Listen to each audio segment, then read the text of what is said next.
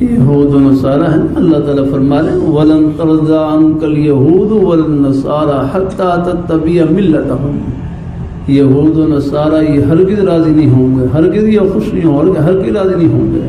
حَتَّىٰ تَتَّبِعَ مِلَّتَهُمْ، یہاں تک کہ آپ ان کی ملت کی پیروی کرنے آ گا. ہاں یا ایھا الذین آمنوا لا تتخذوا اليہود والنصارى اولیاء.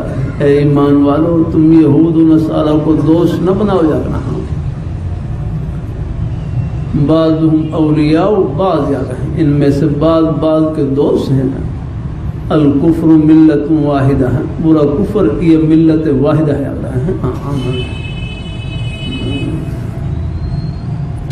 وَمَن يَتَوَلَّهُم مِّنكُمْ فَإِنَّهُ مِنْهُمْ. اللہ تعالیٰ فرمائے جو ان سے دوستی کرے گا وہ انہی میں سے ہوگا.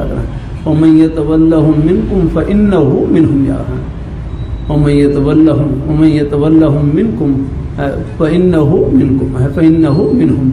جو ان سے دوستی کرے گا وہ انہی میں سے ہوگا. وَاللَّهُ لَا يَهْدِي الْقَوْمَ الظَّالِمِينَ. اللہ تعالیٰ اپنی مہربانی فرمائے، اللہ تعالیٰ اپنی مہربانی فرمائے. ہاں ایک حدیثی میں آتا ہے نا، ایک حدیثی میں المرء علی دین خلیلہ، المرء علی دین خلیلہ، کہ آدمی اپنے دوست کے دین پر ہوتا ہے. ہاں اللہ تعالیٰ فَلْيَنْظُرْ مَنْ يُخَالِلْ ہے، بس چاہیے کہ وہ غور کرے کہ وہ کس کے ساتھ دوستی لگا رہا ہے.